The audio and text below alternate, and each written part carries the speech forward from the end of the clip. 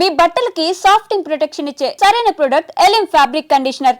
ప్రాణాంతకమైన blood క్యాన్సర్తో పోరాడుతూనే ఓ విద్యార్థిని అసాధారణమైనటువంటి పట్టుదలతో విజయం సాధించింది. స్టేట్ టాపర్గా నిలిచింది.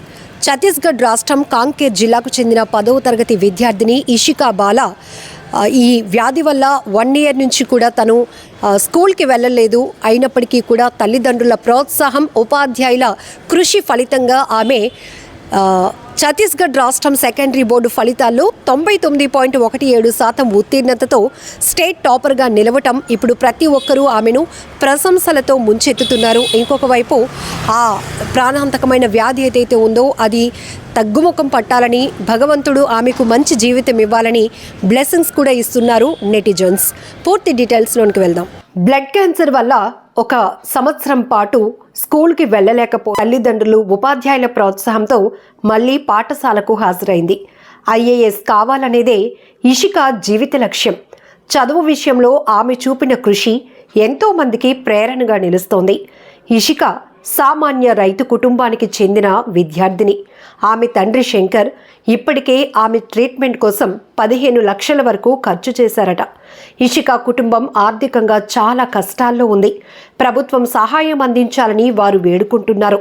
ఈ నేపథ్యంలోనే జిల్లాలోని విద్యాశాఖ అధికారి అశోక్ కుమార్ పటేల్ మాట్లాడుతూ, ఇషికాకు ఆరోగ్య సేవలు అందించేందుకు ప్రధాని స్వస్య సహాయత యోజన కింద అవసరమైన చర్యలు తీసుకుంటామన్నారు.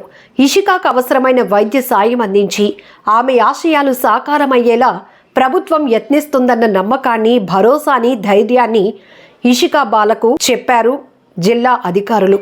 అంతేకాదు, ఇంత ప్రాణాంతకమైన వ్యాధితో పోరాడుతూ కూడా ఆమె ప్రతిభా పాఠవాలు చూపించి స్టేట్ ర్యాంకర్గా నిలవటం చాలా గొప్ప విషయమని, ఆమె లక్ష్యం చాలా ఉన్నతమైనదని, IAS కావాలనుకునే ఇషికా బాల కోరిక ఖచ్చితంగా ఆ భగవంతుడు నెరవేర్చాలని నెటిజన్లు కూడా ప్రశంసలతో ముంచెత్తుతున్నారు. మొదట ఆమె ఆరోగ్యం కుదుటపడాలని ఆ భగవంతుణ్ణి వేడుకుంటున్నామంటున్నారు నెటిజన్లు. మరొక వైపు IAS కావాలన్న నీ లక్ష్యం ఖచ్చితంగా నెరవేరుతోంది.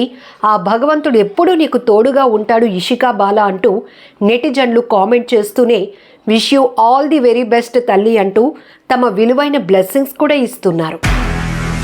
నిజంగా ప్రస్తుతం ఉన్నటువంటి సమాజం దేనికి ప్రయారిటీ ఇస్తుంది? ఆర్థిక సంబంధాల చుట్టూ మాత్రమే తిరుగుతుంది. మళ్ళీ ఎన్నికలంగానే చాలా విరక్తి కలుగుతున్నాం. మంచి అనిపిస్తుంది కదా, లేడీస్ కూడా ఛాలెంజింగ్ జాబ్స్ చేసినప్పుడు చాలా బాగుంటది. ట్రాఫిక్ అసిస్టెంట్స్ గా నియమించిన ట్రాన్స్జెండర్స్ అందరితో సాల్యూట్ చేయించుకుంటున్నారు. ఫుడ్ డెలివరీ ఇవ్వటానికి వెళ్ళినటువంటి డెలివరీ బాయ్ అనిల్ పై కళ్ళ ముందు